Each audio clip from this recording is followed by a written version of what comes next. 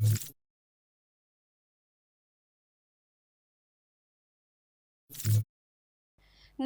હું છું પ્રિયા અને તમે જોઈ રહ્યા છો જનતા કી જાણકારી ન્યૂઝ। નજર કરીએ આજના સમાચાર ઉપર। રાપર તાલુકાના ખેડુકા વાંઢ મધ્યે ગોહિલ પરિવાર દ્વારા પિતૃઓના મોક્ષાર્થે અને ધર્મ જાગૃતિના ઉદ્દેશ્ય સાથે શ્રીમદ ભાગવત સપ્તાહ કથાનું ભવ્ય અને દિવ્ય આયોજન કરવામાં આવ્યું હતું। આ ધર્મમય પ્રસંગમાં માત્ર ગામના જ નહીં પણ આસપાસના વિસ્તારોના હજારોની સંખ્યામાં શ્રદ્ધાળુઓએ ઉત્સાહભેર ઉપસ્થિતિ નોંધાવી હતી, જેના કારણે સમગ્ર વાંઢ ભક્તિમય માહોલમાં રંગાઈ ગયું હતું। કથાના વક્તા ભાગવતાચાર્યશ્રીએ પોતાની અમૃતવાણીમાં ભગવાન શ્રીકૃષ્ણની દિવ્ય લીલાઓ, બાળપણની મનમોહક કથાઓ અને જીવનના વિવિધ પ્રસંગોનું રસપાન કરાવ્યું હતું। તેમણે શ્રોતાઓને જીવનમાં ધર્મ, સદાચાર અને સકારાત્મકતા અપનાવવાનો હૃદયસ્પર્શી સંદેશ આપ્યો હતો। કથા દરમિયાન ભક્તો ભાવવિભોર બનીને ધર્મની અનુભૂતિ કરી રહ્યા હતા। દરરોજ સાંજે કથાની પૂર્ણાહુતિ બાદ ભવ્ય આરતી, મધુર ભજન સંધ્યા અને મહાપ્રસાદનું વિતરણ કરવામાં આવ્યું હતું, જેનો લાભ મોટી સંખ્યામાં ભક્તજનોએ લીધો હતો। રાજકીય અને સામાજિક અગ્રણીઓની ઉપસ્થિતિ।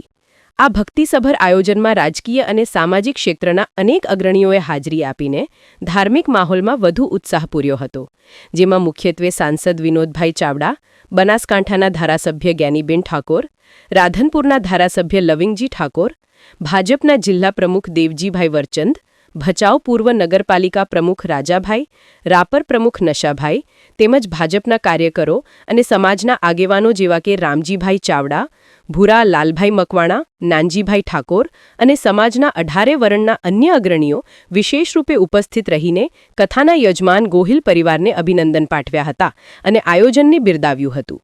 સમગ્ર આયોજન ગોહિલ પરિવારના સભ્યો દ્વારા ભારે જહેમતપૂર્વક પાર પાડવામાં આવ્યું હતું, જેની નોંધ લેવામાં આવી હતી। આ કથાથી ખેડુકા વાંઢ અને આસપાસના વિસ્તારમાં ધર્મ અને સંસ્કારનું વાતાવરણ વધુ સુદૃઢ બન્યું હતું। નમસ્કાર, આજે આપણે ખેડુકા વાંઢની અંદર ગોહિલ પરિવારના સર્વે પિતૃ મોક્ષાર્થે શ્રી ભાગવત સપ્તાહ જ્ઞાન મારફતે આજે અનેક શ્રવણ દ્વારા આ કથા માણી રહ્યા છે। ત્યારે સાહેબ કાંજી કાકા, આપનું આ માર્ગદર્શન અને આપને આપણા વડીલોને મોક્ષાર્થે આપ જ્યારે સુંદર પ્રવૃત્તિ કર્યો છો, આપ 2 શબ્દો જણાવો। ખેડુકા મુકામે તારીખ 26/10/2025 થી 1/11/2025 શ્રીમદ ભાગવત સપ્તાહ રાખેલ છે અમારા ગોહિલ પરિવારના પિતૃઓના મોક્ષાર્થે। એટલે સૌ પિતૃઓને ભગવાન શાંતિ આપે અને પરિવારના એક સારા કાર્યમાં બધાએ બહારથી ભાઈઓ, બહેનો, આગેવાનો, ધારાસભ્યો, આજે પણ અમારા સમાજના કુંવરજીભાઈ બાવળિયા સાહેબ મંત્રીશ્રી પણ આ કથામાં હાજરી આપી હતી। એટલે ખૂબ આનંદની વાત છે અને સૌ અમારા ગોહિલ પરિવારના પિતૃઓને ભગવાન શાંતિ આપે અને આ બધું પુણ્ય કરેલું બધા અમારા પિતૃઓને મળે એવી ભગવાન પ્રભુ પાસે પ્રાર્થના કરી કે એમને શાંતિ મળે। જય હિન્દ, જય જી તુલસી કાકા, આપ તો ઘણા સમયથી ગોહિલ પરિવાર સાથે જોડાયેલા છો અને સ્વયં આપ સારું એવું ભૂમિકા અદા કરી છે।